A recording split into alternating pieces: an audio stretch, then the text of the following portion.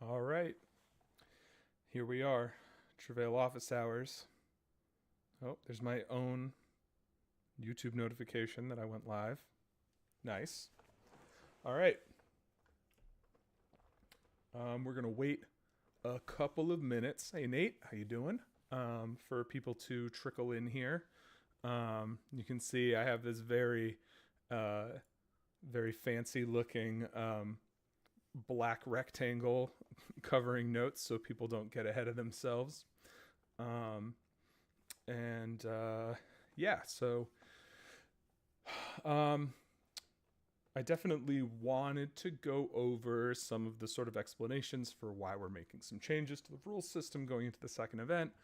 Um, and There's a new tool. The link is already up on the wiki for people that are sort of the investigative sort. Under player resources, you may have already seen there's a new link that says PC cheat sheet for that stuff, but I'll go over exactly how to use that and what it means, and some of what that might look like in the future too. That was sort of a hotly requested thing from people even in the first event. People were like, "Hey, I felt like I didn't know what abilities I could use, or I felt like I had to write them down somewhere in order to feel like I knew what I had." So we just made a tool that will do it for you. Um, you'll input your stuff, and it'll make a sheet that you can print out, and you can update it every event as long as you know what lists you're going to pick that game, and it'll just do it for you. And we'll keep that updated if there's ever other rulebook changes and whatever, and you can just go in there and click some boxes, do a little Control P, and print your sheet out. Um, and that'll it's also good for us to have that utility too. Helps us generate lists and stuff for NPCs, and yeah, good for everybody. So um, we'll wait like 2 more minutes here, but yeah, if anyone has questions about anything, really anything game related, I can probably answer them for you. Um, but otherwise, yeah, we'll start by going over the rules changes, because these changes are reflected in the cheat sheet. So I don't want stuff to show up on there and then people to be like, "Oh, what's that?" or "Why is this happening?" Last event was so fun for me. Why are you changing things? We'll like sort of cover all of that first, and then we'll go over the tool that has that. Um, I guess I'll also open up by saying that now as of today, maybe a couple days ago, the event summary for event one has links to all of the game lore that we'll be including for stuff that came out of the first event. Don't look at that. Um, but so if you go here and you go to your player resources and you go to view event summaries and you go to game one, now there's a bunch of awesome links here that go to different things, right? So you can be like, "Oh, the Travail." And before it was just a single sentence that said everything that is known about the Travail is in the Glimpse of the Universe doc. But now there's all of this other information in here about different things. So if you want to be up to date on the Travail itself, right? You can come to this page and be like, "Okay, here's all the powers that we know the Travail has, and here's like oh, here's the world beast and a description, and oh, the dark waters and what that might be." Um, so through this whole thing, right, lots of links here, right? You want to know about Midnight Accordia or the skeleton engine, or what helpers are, or the documents that were found during the first event. On Saturday morning, people found like a bunch of documents. Every one of those game documents is here. You can feel free to print out your own copies of them if you want to have them, or whatever. Or if you're like in the middle of the event and you're like, "Man, I wonder what that said," we'll have a printed copy of all of this stuff in the tavern for people to look through. Or you can go on your phone and use the search function. Um, I won't show off the search function because I have access to a bunch of pages that you don't have access to, and I don't want those to show up in the search. But if you use this search function here, it will search every page that you have access to for a specific term. And it is not case sensitive, despite the documentation saying it's case sensitive.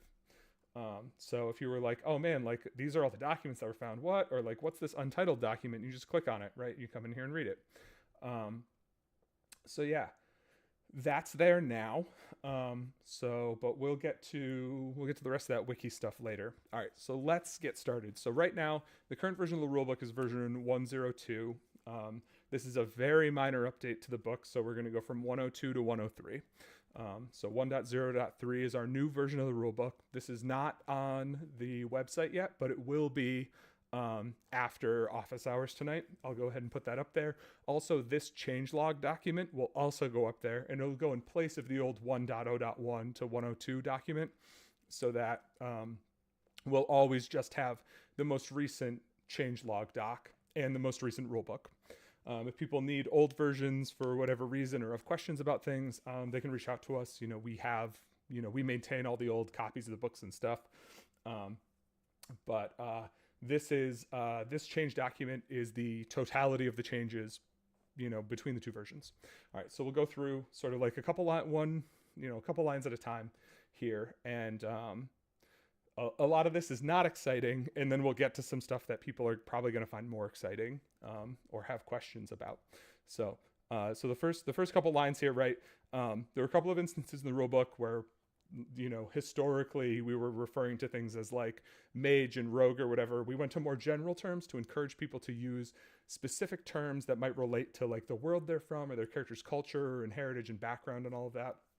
So as opposed to being using mage and rogue, right? It's like magic user are what would classically be described as like arcane magic users, right? Like your wizards and sorcerers and warlocks and whatever. But you're just like, the list is magic user, and then like find a cool thing, within that fits for you. And that might be wizard or sorcerer or warlock or something, but it might be something else too.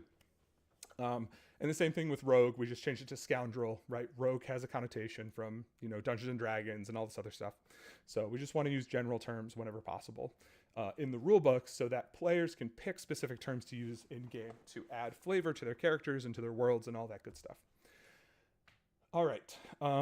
Also very unexciting. The personas and heritages were never listed alphabetically in the book before, and they are now. That's it. That's not exciting. Our first functional change is to the tourist vocation. So originally, tourist said once per event, you can choose to ignore the effects of a world plot card. So a couple people during the first event saw a world plot card. And generally we use these when you're traveling to another world and there's like a sort of global effect that matters there. So you might not always get one every time you go to a different world. But in general, when you travel from the Travail to another world, there'll be a plot card, and it might change the way things work a little bit. So when people went to Aburu last game, things changed a little bit for them. And we try not to make them complicated things. We try to keep them relatively straightforward so that, there's a lot of...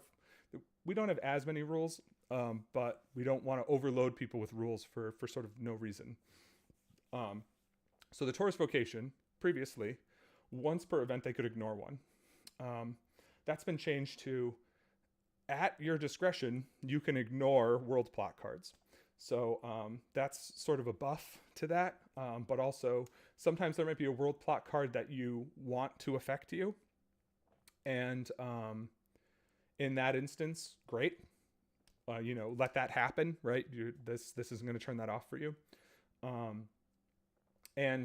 But there might also, you might be like, ooh, like this one doesn't seem that bad. Maybe I should save my thing for later. And it's sort of that like fear of missing out, right? That like FOMO on like your game skills, that we want to try to avoid. And so now you can just ignore the odds of you going to like multiple worlds that all have negative consequences in a single event are relatively low. But honestly, if you do that, then and you took the tourist vocation as opposed to some of the other ones that you could have taken, then you should get to benefit from that. So now you can opt out of them at your discretion in an unlimited number of times.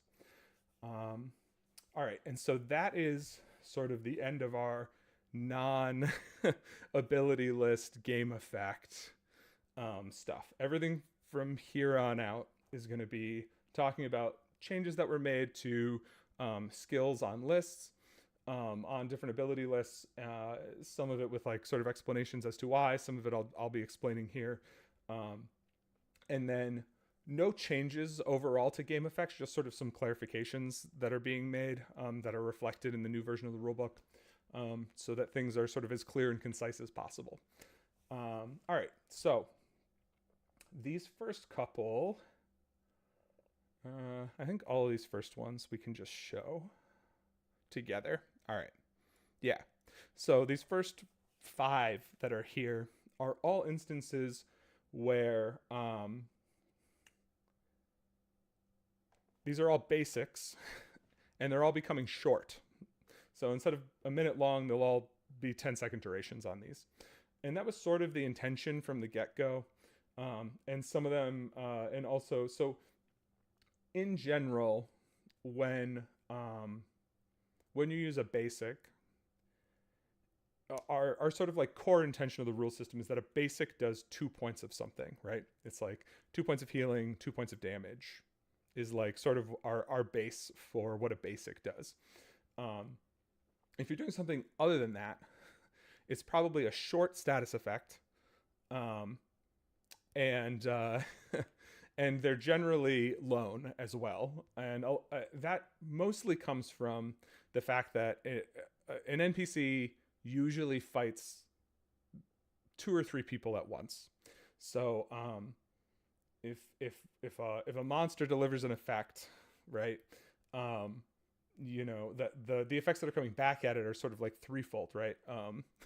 So as opposed to like the monster having to deal with 3-minute long effects and an NPC having to deal with 3-minute long effects, 3 10-second long effects creates a more interesting and engaging, right, and interactive sort of an ebb and flow of things, instead of like you're under 3 different effects for 1 minute. Do you have a chance ever? And so that reaches the point where as a staff, we're like, all right, we need to give things avoidances. Our most basic things have to have avoidances. Instead, now I'm hoping that this change keeps us from having to give avoidance abilities to basic enemies, at least in the capacity that they would need them had things stayed at a minute long each. So yes, that I know it's not ideal, but in general, also sort of like the default game effect is 10 seconds. So that's like sort of our default speed anyway. And if you're using like a bigger, anything that's not a basic, right, then you're entering the like, you know, minute long territory, because you're spending a thing that's not going to come back, you know, infinitely, right? There's sort of like a finite number of those. So yeah, so all of these, right? I know Fighter 2 is the big one. The disable goes to 10 seconds from a minute, and it's better that way. I promise the game will be better in the long term that way. The scoundrel backstab short disable becomes lone, and then that upgrades if you take assassin, right? If you take like the martial scoundrel list, then you can do like an unlimited number of short disables for basics, right? And that's like your trade-off, is that like they have to be backstabs, right? They have to be delivered from behind the midline of the body. Then you can like do more of those. So if that's the thing you want to do, you think that's worth it, then you can always take that list once you hit 7 potential, and try that out and see how that feels, if that's fun.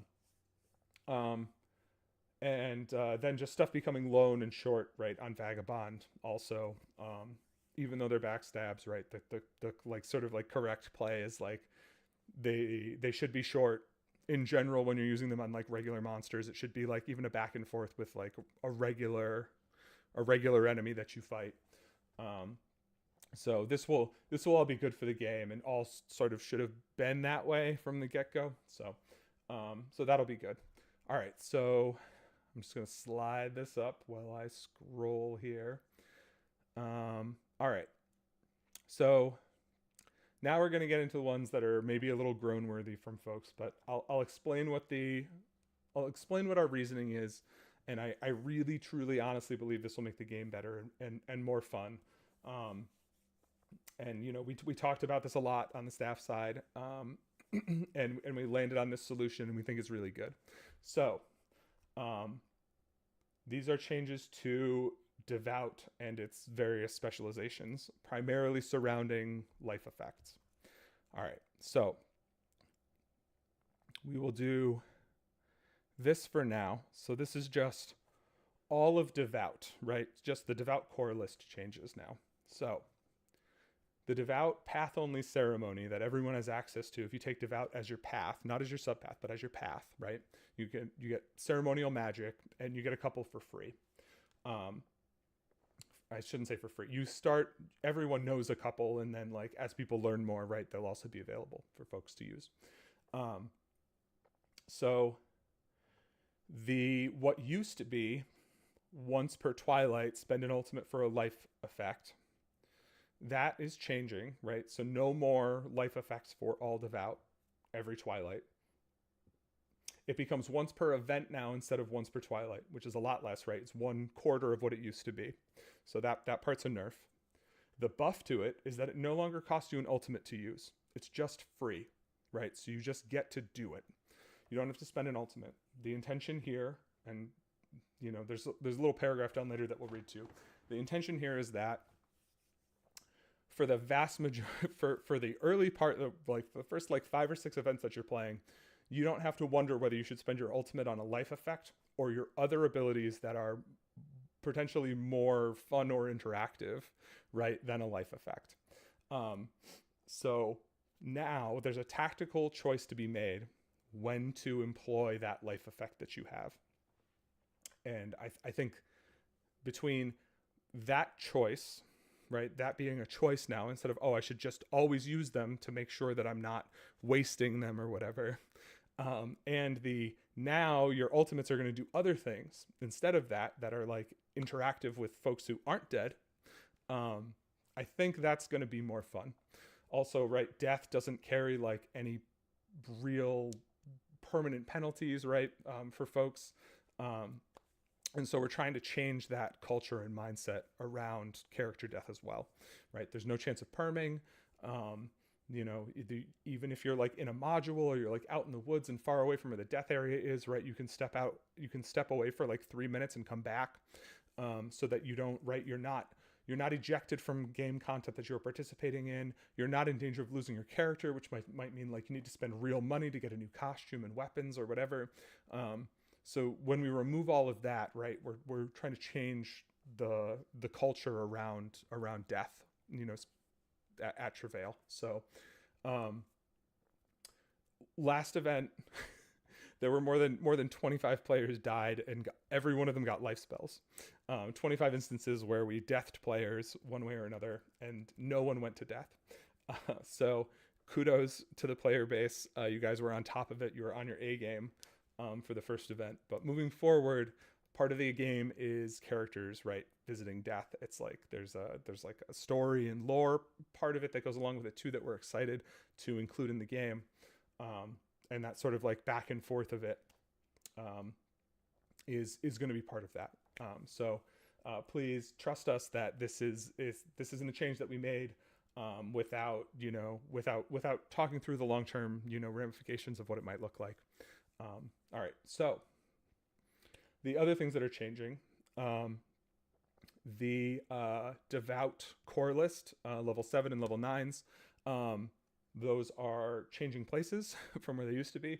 So now everyone gets a lone touch magic life as an ultimate at 7. All Devouts get that. We removed the Devout specializations getting different numbers of life effects. Right, it's all going to be flat across the board, right? If you take Devout as your path, you have the same number of life effects as any other Devout path, right? So we don't want the life effect to play into to be a factor that folks take into consideration when thinking about what specialization they want to use, and so we removed that completely. So now there's, right, lone short ritual touch magic life at 7. And then at 9, it used to be a heal 10 flurry. That was a typo from before we gave tenacity for heal 5s, right? The intention was for it to be 50 points of healing total, and now it's still 50 points of healing, right? Because there's a heal 5 tenacity. And then Devout 8, which used to be touch, magic, heal, tenacity. The intention was never for that to work for heal 10s or heal all effects. It was for it to work for heal 5 effects when people use them. And so now, right, that's functionally the same as what it was intended to be, and changes very little except for some other lists that were already very powerful. So yes, the Devout 9 now you can one of your ultimates, once you hit Devout, let's say you have 10 potential, right, and you're playing Devout as your path. One of your ultimates can be a life spell, life effect again, right? And not until then, until 7 potential, you're not able to spend an ultimate on a life effect. Nobody gets one at level 2 anymore, and we'll get to the Liminalist 2 ultimate change to. That's like the next line on the screen. So you can use one of them for a life effect if you want to. So that'll get you to 5 total in event now, instead of before people did 8 last event. You can still do 5 once you're higher level if you play Devout, which is a not insignificant number, but not until then. And at that point, you'll have seen what your ultimates can do, right? If they're not a life effect. So you might be like, okay, I could bring this guy up now, or if I think we can survive a couple of minutes without them, then like I could put 50 points of healing into people. Right? Is getting one person up 3 minutes sooner worth more than 50 points of healing? I want people to consider that, right? Is that worth it or not? I want that tactical choice to come into play. And then so that's how the Devout core lists sort of changes shake out. Oops, I didn't show so Devout 8, right? Touch, magic, heal, tenacity, right? You get heal 2 tenacity at Devout 4, and now you get the touch, magic, heal 5 tenacity at 8, which is great, right? Specifically, right, it makes the ultimate that you get at 9 be 50 points of healing, right? You get 10 touch heal 5s, which is real good. It's just real good. All right, so now we get to we'll pull this up again. All right, and we'll scroll this guy a little bit. Blah blah blah. There's our 8. All right, cool. So that's not the best spot to put that. All right. Still not great. Come on. There we go. All right. So Liminalist 2 used to be lone touch magic life. That goes away, right? No Devout specialization gets more life effects than another now. And it instead becomes touch magic, heal all, and cure all. So 7-syllable incant, right? Touch a packet to the person, hover your hand over them, right? Magic, heal all, and cure all. That's I would argue that's more powerful than a life effect. As long as the person's not dead, this fixes everything and gets them back to their full hit points. There's instances where it might be someone who's like fighter or scoundrel list with, the correct sort of like heritage and vocation. And so now they're at like 12 hit points, 6, 8, 10, 12. Yeah, you could get to 12, right? And maybe there's some other thing that they have that gets their hit points even higher, right? So you're getting at least generally when you use this on someone, right, you can get up to a heal 10, which is the equivalent of an ultimate. That would be, a heal 10 would show up as an ultimate, or a lone heal all would be an ultimate by our normal rules. This one also does a cure all, right? So if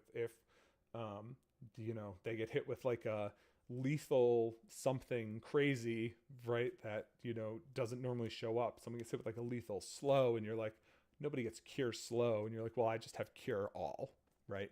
And it's like all their limbs are broken, and then they get hit with that. If you spend your ultimate, right, they're back to full hit points. All of those effects, they're all gone. Fix all their limbs, anything lethal that was on them.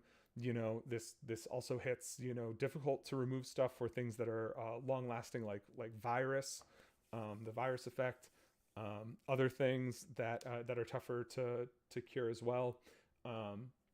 Cure Paralyze is rare and is worth an ultimate.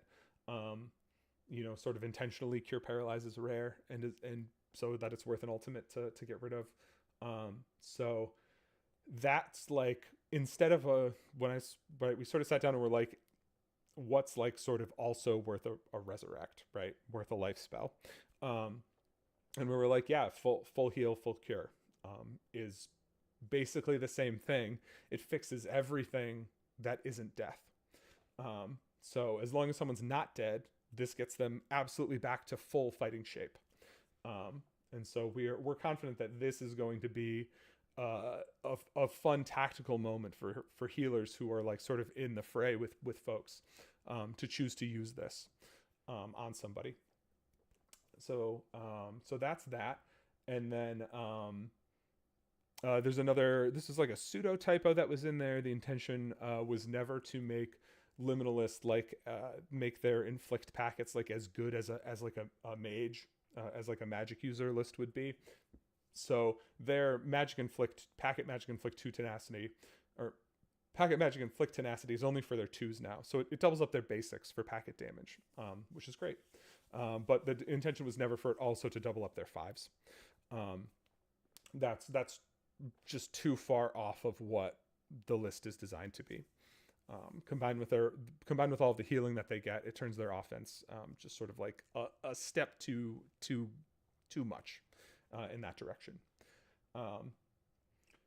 Okay, so now we get to, all right, so you're like, okay, we changed the liminalist 2. Did any of the other 2s change? And the answer is yes. So the naturalist 2 that used to be a mass weapon enchant, which is during your first event or your first couple events is really difficult to know when that's going to be helpful or not. It sort of feels like a waste. And the odds of you having an instance where you're going to use 2 of those in a single Twilight seems really low. So we changed it. Now you can absorb any elemental. So when we say elemental, we mean fire, ice, lightning. Any elemental attack directed at you, whether it's weapon based or packet based or area or whatever, you can absorb that and to refresh one of your complexes, to refresh a single complex. So not only do you resist the effect, right? You negate it. It's not a no effect or a return. They don't get to do it again. It's just gone. You can absorb it and refresh a complex from it. So the naturalist is sort of like are like more combat-y devout specialization. So we thought that this would help get them into the fray, particularly against like elemental opponents, which will show up more and more frequently as the game goes on. Right, last event we were just like on Uburu dealing with like dinosaur world monsters. But as we get to non-dino world monsters, like this event, this upcoming weekend, there will be no lack of elemental effects happening. So when that happens, your naturalist is in a really good spot to sort of like step in the fray, or maybe step in front of an effect for somebody else.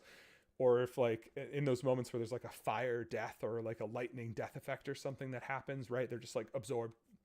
And right, you don't have to call like absorb to refresh complex. You can call that if you want, and sometimes enemies will call that, right, to let you know like sort of what happened. But like as a player, if you have a thing that absorbs something, you just say absorb and you can know the rest of it, and that's fine. So just a fun moment for naturalists to be able to right, to thwart, ultimately thwart an elemental effect. The sort of like area elemental enchantment is still something that will show up in the game in another way. It will eventually be available, right? But that's not something we want on the core list because it's not immediately, right, apparent how to use it It's like an extra utility thing. All right. So that's Naturalist 2. Similar to our other changes, right? Naturalist 3 becomes Magic Short Root instead of Magic Root. This is normal. All of our basics are going to short duration now. Nothing out of the ordinary there. And then Naturalist 7, so insert to like sort of match up against some of the other basics that that do oops, wrong one. Other basics that cure effects. This one's no longer lone, so you can, you do your 7, and it's always been quick cast, right? So Magic Cure Pain or Cure Nausea, right? You can spend a basic and do that for somebody. You're not able to do that to yourself, I think, for either of those, because they prevent spell casting.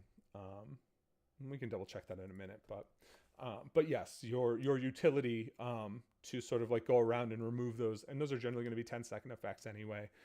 Pain and nausea are almost always going to be short, and so your ability to step in and spend a basic to get somebody back into the action immediately, right, sort of also plays into that devout active combat role, to be able to do that.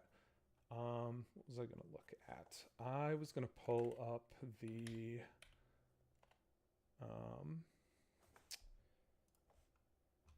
and make sure that nobody had submitted anonymous questions, and they have not, and that's fine. Cool. I just hadn't pulled that up before. All right, so what's next? All right, so Mystic 10. All right, so Mystic 10 changed. Used to be, right, flurry of grant 5 hit points. So that got you 25 points of effect, and granted, it was granting them, so it went above maximum, but that felt like it didn't have as much sort of like oomph as some of the other lists abilities did, specifically for the 10s, right? You're like, is granting a 5 people 5 hit points the same as like Liminalist throwing a death packet? Not really. So we sort of identified that wasn't, really the same thing. And so now you have a lone area psychic heal 5. So area effects, right, are great. They're very powerful. They can affect every player in the game. There's 30 players at the game. You use one of these, you could functionally heal 150 hit points. Nothing else in the game really does 150 points of anything. So that's good. It's also psychic, so there's no incant, and it can't be interrupted. So you're just 12th in the sound of my voice, psychic heal 5, or turn your back to all the enemies and to all before me, psychic heal 5, right, and not heal the bad guys. It could be a big swing, right? Or even if you do like the 12th in the sound of my voice and get the enemies, you might have, if you're like one of the few people left up, if everybody has fallen for some reason, getting everybody back up is a huge swing. So, because now all of those other like 20, 25 people or whatever can now start using their abilities as well. So, we think that this is going to be more impactful and more fun to use. And also the choice between, do I use this as an ultimate, or do I want that life effect, right? I want that to be the thought, is like, man, 100 points of healing might be worth more than the life effect, right? Healing the 25 people that aren't dead might be worth more than getting the dead person up. So yeah, that's that. All right. Handful of changes to prestige paths. Nothing big here. Mostly things that I think folks were probably expecting to happen. Any counter anything at complex was intended to be lone from the get-go. So Blade Dancer 2 becomes lone counter packet. It's still, right, an absolute answer like a resist. You can do it for yourself or anybody else within your reach if they get hit by a packet ability. That's still very good. Then Rake 2. Now instead of being absorb poison to self-bestow whatever, it's absorb to refresh all basics, which is sort of like we're going to see complexes that absorb things to refresh or whatever, right? So spell thief is absorb magic to refresh all basic. The sort of like the line, right, is going to be like, not only do I can like resist a certain type of effect, right, but I'm calling absorb instead of resist, and then I'm going to use it to refresh all my basics. That's just going to be sort of our baseline on complexes, and we'll see some of that not immediately, but sort of in the future as other abilities become apparent, and people gain other abilities. This is going to be our baseline for that. War Mage 2. All right, so this one was a little complicated before. It had like an asterisk and then sort of like clarified that it worked differently than how some of the other stuff sounded. So it was a packet / melee magic 2 damage flurry. And so the old wording was you get 5 melee magic 2 damages, or 5 melee quick cast magic 2 damages, and 5 packet magic quick cast 2 damages. Quick cast magic 2 damages. Now, it's clarified that it gives you 5 total, but you can pick each one as you use it, right? So you do your 7-syllable incant, right? Like I call on the arcane power of war, and then magic 2 damage either as a packet or a weapon strike. The fighter core level 4 gets, that's a nice little rhyme, gets melee 2 tenacity. So you have tenacity if you use it for a melee magic 2 damage, and you have fighter 4, then you get tenacity on that magic 2 damage, and then another free 1 magic 2 damage. If you have magic user level 4, you get packet magic 2 damage tenacity, which also works on these if you throw it as a packet. So now if your potential is 8 or higher and you're a war mage, you can tenacity either of them. But until you get there, you'll almost certainly have tenacity for one. Always will have it. Not always. You could take prodigious, have 2 prestige potential going into your second event and only 3 potential. So in that instance, you get 5 that are a combination of them. But now you always have the chance to do 10 of them. It's just depending on what configuration you pick, with which is your subpath and subpath, before you get to 8 potential, it'll be different, right? But then once you get there, once you get to 8, you'll get 10 total, but just sort of in 2s, right? So I'm going to do a melee one, I get a free melee one, then a packet one, oh, I get a free packet one, another packet one, now I get a free packet one, back to melees, do 2 of those, and then end with 2 more melees or something. So this lines up with other sort of things like that. It's still for a complex, that's still like very good and powerful, and sort of like ties into what War Mage is supposed to be and feel like, that sort of like versatility with using magical, damage. Okay, next one, Fate Stealer. The melee disable flurry becomes lone. Those are minute-long disables. That's why it becomes lone instead. Also, in general, the prestige path stuff is going to be lone effects more often than not, because it's supposed to be sort of like an additional thing you can do and not the only thing you do. Some of them aren't like that, and that's okay. But this one becomes lone. But you can do 4 minute-long disables, and unless there's like an NPC healer on the field or something, like you're getting 4, or 5. Sorry, 5. Why did I say 4? You're getting 5 of the disables. So,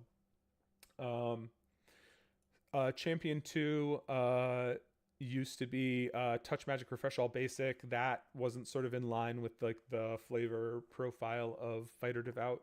So we changed it to also be an ability that guarantees that it makes the attribute at Champion 5, which is Silver Enchantment Tenacity.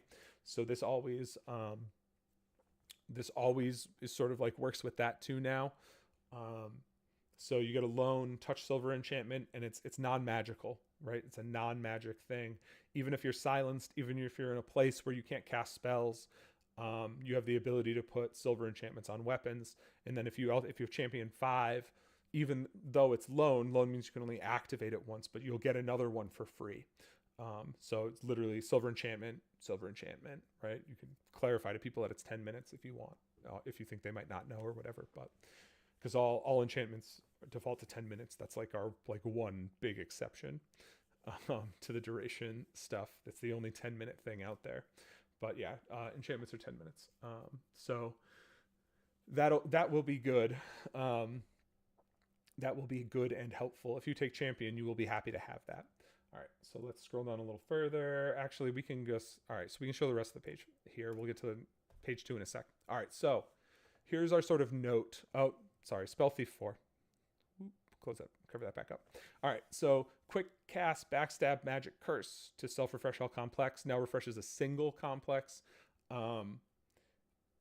We sort of took out the refresh all complexes for an ultimate, unless that's the only thing the ultimate is doing.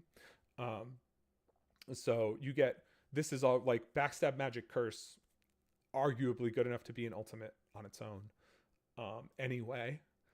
And so now like you do that and you get a complex, like that's still very good. It didn't need to be refresh all complex. That was a little too much. So and again, all of these changes, right, the whole rule system can be modified, can be changed. So we're not afraid to change things, right? We just finished our first event 8 weeks ago. These are our changes going to game 2.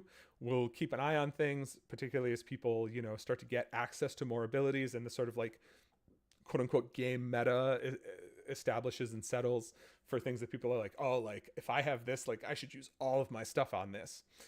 We don't really want that unless people are like 2 damage is really good, which is like great. That's sort of like where we want things to be. I always want people to think like, should I use my basic on this, or like should I do my 2 damage or like double 2 damages? Because like 2 damages are good. We want people to use them.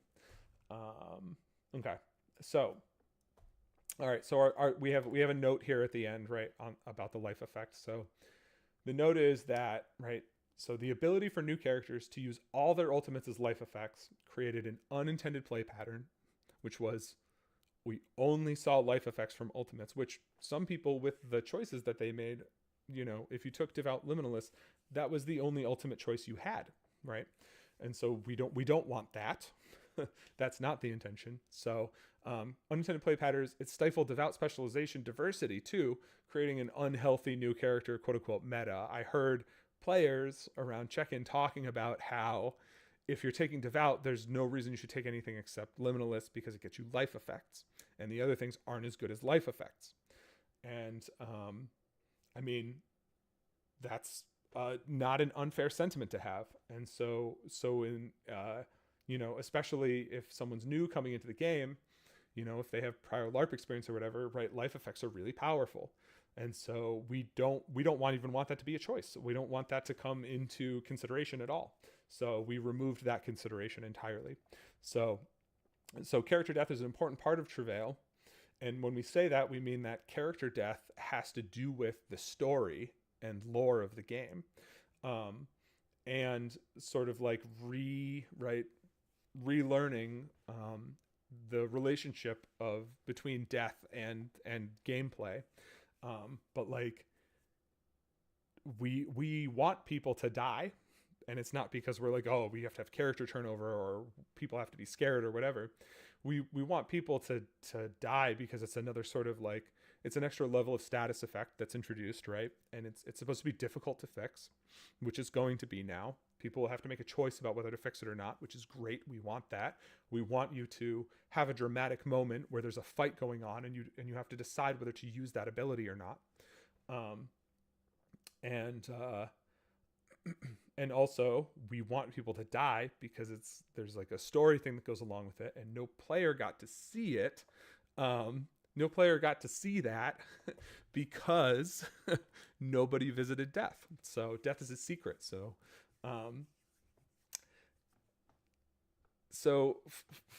funny or not, I historically hate killing player characters. I don't like killing player characters. I don't like the idea that the game is doing something that might perm someone's character. I don't like it. I always felt bad killing characters, but I felt like I had to.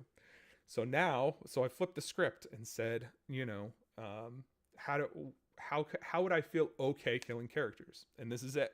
So we're in a new era of sadism now, where I'm way more okay with killing characters than before. So ironically or not, there'll be more deaths than games that I've historically been part of, but also it carries a less severe consequence. I mean, all right, I'll say some of the consequence cards that people can pull are pretty brutal. But again, that's like your choice. People can choose if they want to pull one of those or not. And we won't know if you looked at one and then we're like, oh my God, I'm not doing that. Are you kidding me? So yeah. All right. So character death, important part of Travail, right? We're going to sort of define what sort of dying, right, normally means at a LARP. It's story and lore relevant. It's a thing that is going to create dramatic tension, which is good. It's going to help us tell a story. So the number of overall life effects in the game will be drastically reduced. Like we said before, right? We're cutting down to a quarter base of what was available before. I can't position that somewhere. I'll just sort of put myself off the corner for a sec. All right. Right. So we want to encourage players to use their ultimates on other more interactive abilities, right? So now the ultimates that folks are going to have, you can pick Liminalist and you get a heal all and cure all, which is really good. You can take Naturalist and you're absorbing elemental effects and refreshing complexes in the process. A very good defensive ability, especially early on. There's a total lack of defensive abilities intentionally in the early game. And so you get one of the few ones that gives you a really good defensive ability. Or you can take Mystic and you get a Gesture Heal 10, which is also very good, especially early on. Very, very good, right? That functionally saves someone from a death effect, right? If someone's getting death struck, you can use that and they're no longer getting death struck. Right? That will put a halt to that whole thing immediately. So it's sort of as good but better, right? As long as you're there witnessing it, you'd be like, oh my gosh, no, use Psychic Heal 10, absolutely get up off the ground. Do not get killed right now. So to accomplish this, the ultimates and the devout specializations have been reviewed and adjusted accordingly, right? Liminalist 2 still provides a support ability, but now it's a support ability that fixes everything that's not death. Naturalist 2 now has a more universally powerful defense ability, and Mystic 2 has a unique ability not available anywhere else in the rulebook. Nothing else in the rulebook gets gesture anything. There's other stuff in the game that'll show up as gesture stuff or whatever, but the Mystic sort of keynote is the gesture heal. So the Devout Ceremony life effect is now usable much less frequently, right? 1/4 the amount that it was able to before, like we talked about, but it doesn't cost an ultimate. So that means that Devout Path characters have more freedom to use their ultimates for other abilities. And especially as time goes on, right after this event, people will have 4 potential, and now you'll have an additional ultimate option, right? That's coming from your sub-path specialization. So we definitely don't want people to be like, oh, I have to use lives, and so I can never tap into even this other specialization that I have. Let's slide myself back on here. There we go. So more freedom to use ultimates on other stuff. We also, right, like I've been talking about, just a reminder that character death carries no risk of permanent character loss, right? And any penalties that you take from character deaths are optional, or we should say that any personal penalties from death are optional. Some people will die this event, and we'll see what we're talking about, and then we can, people can talk about that more. It will be interesting and fun, and interactive. All right. Last 2 quick clarifications, and we'll get on to the cheat sheet tool. All right, so we clarified that the curse effect only applies to damaging attacks. So the curse effect says anytime you would suffer damage, suffer an additional point of damage, right? So a 2 damage attack does 3 damage, but it does not cause attacks that do effects other than damage to also do a point of damage. That was potentially unclear with the old wording, so we've just cleared up that wording. Also, just as a reminder, since we're here, the curse effect applies after everything else. It's the last thing that gets applied.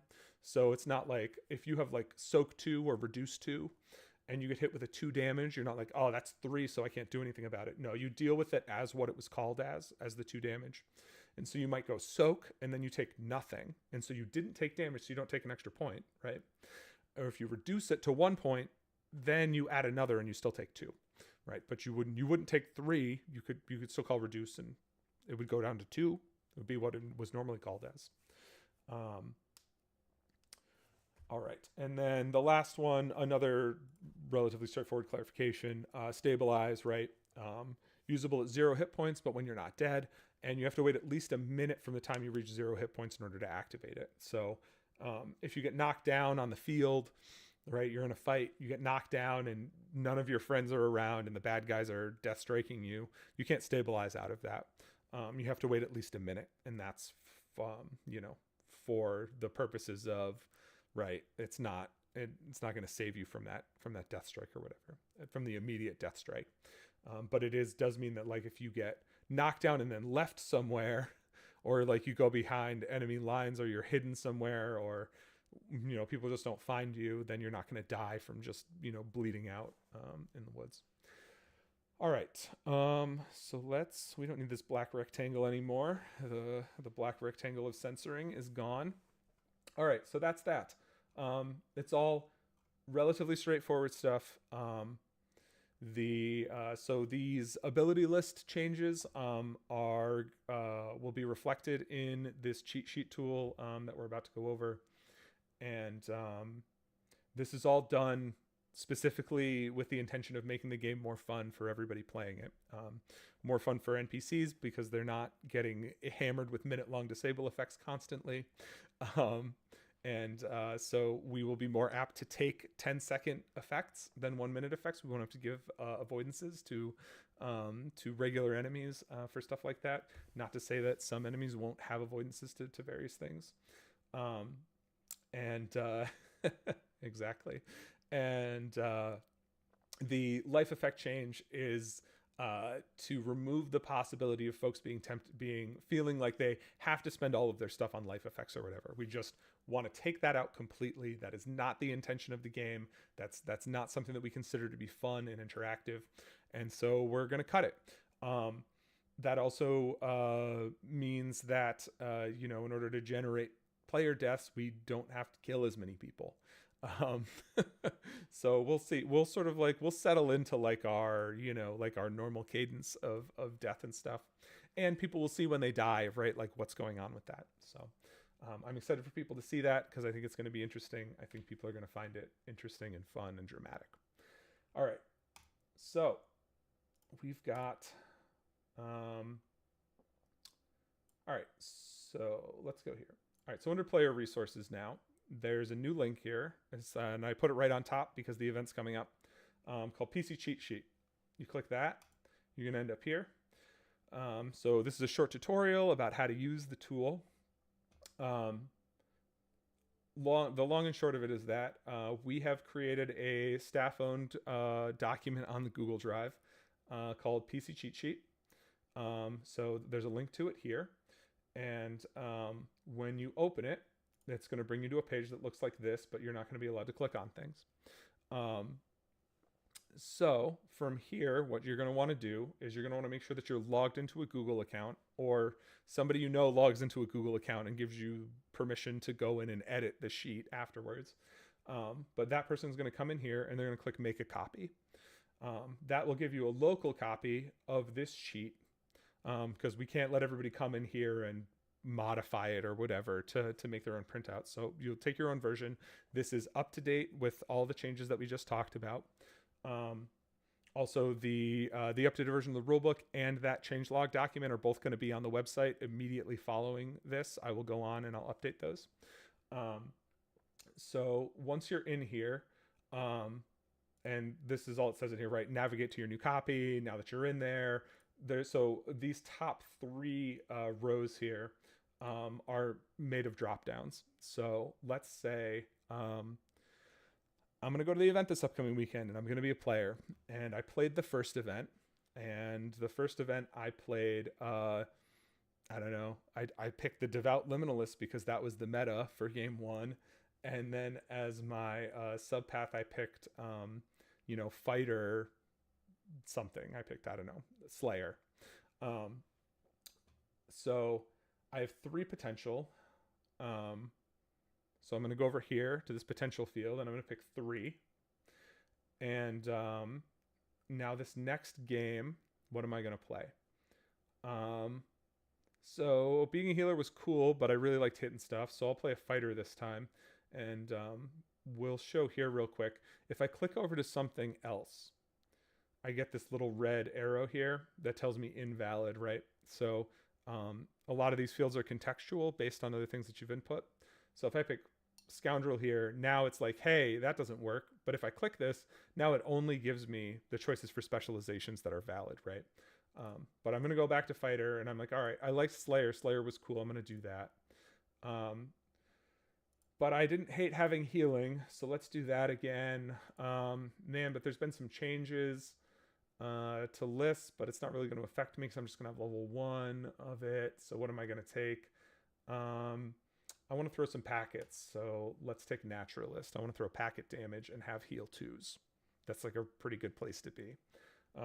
And I played one event, so my potential's 3. You can also find that on your character sheet, right? And now a prestige path. Oh, this says invalid. All right, let me click on this. Well, I played at my first event, so I have 1 prestige potential. Even though now I'm playing Fighter Devout instead of Devout Fighter, that goes into the same prestige potential, right? The order on it doesn't matter. So do I want to do Champion or Fate Sealer? Man, Zach was just talking about during office hours how elemental stuff's going to come up. I feel like I want to be able to enchant my own weapon. So let's take Fate Sealer. That's a valid choice here. Yep. And then I have 1 prestige potential because I played it last event. Cool. Oh, I got to set my persona, heritage, and vocation. Let's see. Let me take a look at my character sheet. Shoulders the burden because apparently like that one was really popular. For a heritage, maybe I have Iron Shot. I wanted that extra hit point. And on vocation, Wayfinder has been our most popular vocation as well. So I'll just set that here real quick. All right. I've gone through and I've set all of my options. These ones will never change, right? Your persona, heritage, and vocation probably won't change. So you can leave those. But each event, you can set what path, subpath, and specializations you want. You set it to what your potential is, which is on your character sheet. And then it'll tell you what your options for prestige paths are. And you can set your prestige potential there. Let's say I don't have anything, right? I can pick either one of them and set it to 0. And it just won't display anything for them. So, but I wanted to say Fate Sealer 1. All right. Now I have a bunch of sections on here now. So I have basic skills. And this gives a nice little reminder text here, right? You have 4 uses in any combination. Lone can only be used once each before you refresh all basic. Once you use a basic, a 1-minute timer starts. After that minute, you can take 3 uninterrupted seconds to self-refresh all basic without needing to make a game call, right? So nice little, shortened version of what it needs to be. So now in this left-hand column, these are your basics that you have, right? These are your character's basics for the event. I have a melee 2 damage, lone melee short disable. I have touch magic heal 2, right? That's coming from Devout. Resist withhold, that's coming from level 3 fighter. And then death strike to self heal 2, that's from level 3 slayer. My prestige path stuff, the prestige path stuff always shows up at the bottom. So just sort of keep that in mind. As you get prestige path stuff, it'll show up at the bottom because there's a chance you take it and it's 0. And so we didn't want to put it in the middle of the list or anything. But I also have, right, this lone self magic elemental enchantment that I can do too. All right, so now onto complexes. I have 4 uses in any combination. Lone can only be used once per hour. Every hour on the hour, you refresh all your complexes. All right, easy peasy, makes sense. So I've got a melee and I've got a packet 5, element. And so that's right, that's non-magic, right? Also, just like in the rule book, the part that you say is always in double quotes on here. Keeps that nice and easy, right? I want to use this. What do I say? You say 2 damage. I use this. What do I say? You say short disable. I use this. What do I say? You say resist. I use this one. What do I say? I say heal 2. After I do my death strike, I say heal 2. All right, then over to ultimates, right? You have 2 uses in any combination. Lone can only be used once per twilight. Every sunrise and sunset, you refresh all your ultimates. So for the event, I have melee short paralyze as my ultimate. I'm going to get 2 of those every twilight. That's pretty good. It's a pretty good place to be. And if I had attributes, they would go down here. And then in this other section, this is persona, heritage, vocation, and path abilities. So my persona gives me once per twilight, counter melee, and take the countered effect. These are yeah, these are so some of these are like truncated explanations of what's going on. Right, the full text is always in the rule book that you can refer to it if you need clarification. So for my heritage, I picked Iron Shot. I get 1 + 1 to my max hit points, and once per twilight, I can soak a 5 damage attack. For vocation, that's Wayfinder, right? Start with dimensional coordinates. Yeah, this was the number one thing that folks asked for, and so we made it. That's it. You asked, we listened. Here it is. Right, once per hour, melee or packet quick cast magic 5 of one of the available energies. Now path abilities, right, which you only get if you have the path taken. There was some confusion about that last game too, about path only abilities if you got them if you took a sub path. Now when you fill out this sheet is right. This sheet will not lie to you. So I took devout, but I don't get ceremonial magic because I took it as a sub path. So I get two hit points, right, for being a fighter, and once per hour I can stabilize as a fighter.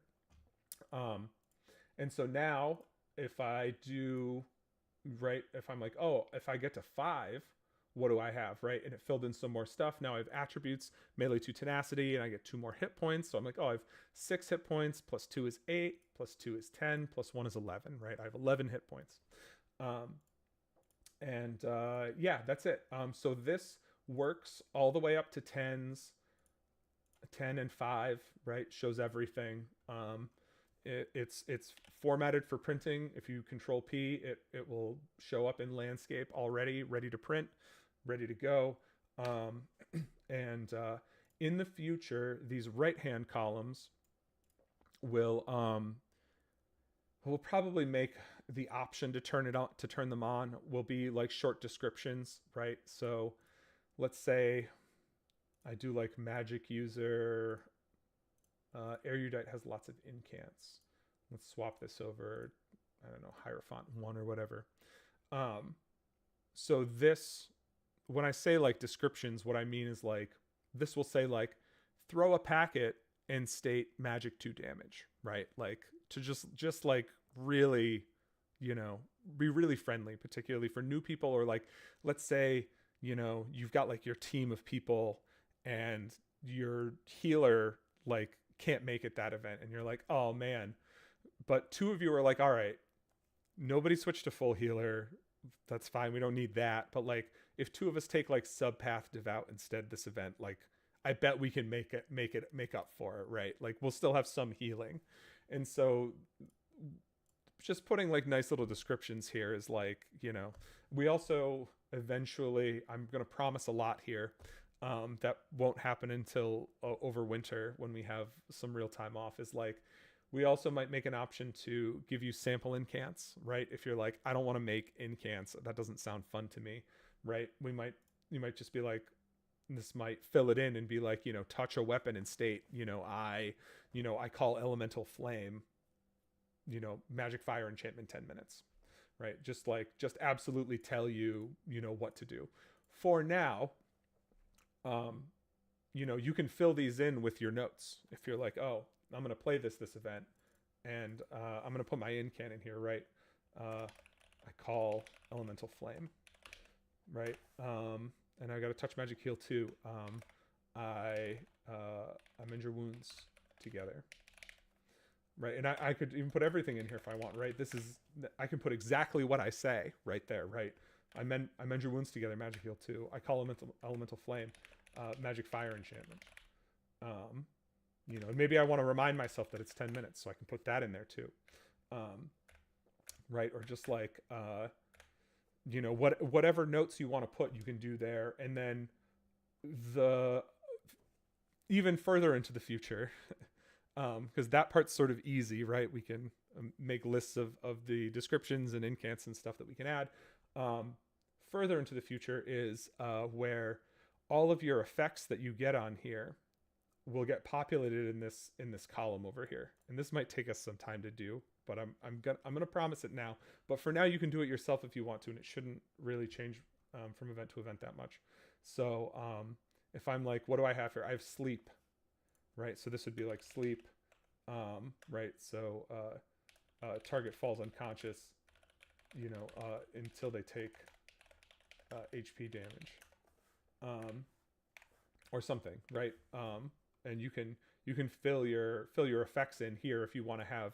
There's a spot on the cheat sheet for effect descriptions. So the hope is that this is your one-stop shop for everything you need to know.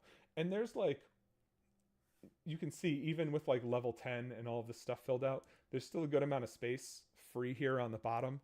So if you end up extending this effects section to have more, you know, more rows than this or something, or you want to put some extra stuff down here or whatever, that's you should have plenty of space to work with on this stuff, right? We're gonna go to 10 and 5 and everything's on here. Why does that have a line in the middle? I don't know, whatever. If that's it, it doesn't show up. All right, whatever. Visual bug. Okay, so yeah, so this is awesome. You can come here, right? Make a copy of it. If you have, maybe you have friends that don't have a Google account for whatever reason, or don't want to make one, you can always make an extra copy for them, right? And then share it with them and give them edit privileges on it. So maybe there's like, you know, maybe you and your friends agree that some of you are going to, you know, one of you is going to make a bunch of shareable versions of this, and then everybody will go in and update them, and then one person will go and print them out every game or something. We don't have a printer at game. Specifically, we don't bring a computer and printer to game. So we won't have the ability to print this for people, but you can, you know, you can save this, right? You can come in here and even if you don't have a printer, right, you can like go to print and I want to print the whole thing or whatever, and you can do print to PDF, right? And then email it to yourself, like go to a library or a Staples or something and print it out. And yeah, that is a thing that everyone can do now. This tool is available, or even if you just want to maintain the copy on your phone so you can look at it during game or something, right? That'll be available. So the instructions on how to use this are here. If anybody has questions, you know, on the Discord we have a channel for wiki help. I would consider this to be part of the wiki for those purposes. If people run into questions or issues, then they can do it here. But otherwise, if you decide to play the same list every game, then you can come in here and just be like, all right, for this event, I'm here. And then next event, I just increase both of these by 1. And that's my life. I'm good to go. So that's that. I hope that this helps. And we will continue to listen to feedback that comes in. The other beautiful thing about us running events that are spaced a little further apart is that it gives us the time to do things like this, to react and respond and really create, you know, the solutions that are going to make the game more fun for people. We want you all to be, you know, we want you all to be proud of this game. So when you come to the game and when you talk about the game with people, we want you to be like, yeah, I know, like people felt that the system was a little complicated, but really it was just like remembering what abilities that people had. So they like made a sheet that people can use. And, you know, that's the kind of stuff that we will always do. We will devote the time and effort to these things. And this might change to like a web app at some point too, instead of just a sheet. This was just like the quick and dirty option.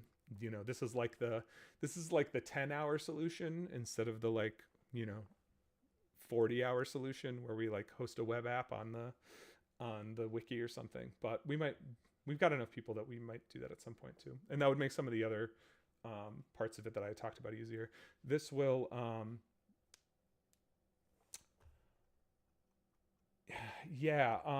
there's not a ton I can do about that. I might be able to do something about that. I'll take a look at it. It won't be before this weekend, but I will make a note and I will look at that and see if we can't do something with the font on those. Or at least we can probably make the pane that it displays in bigger and zoom in or something. Yeah.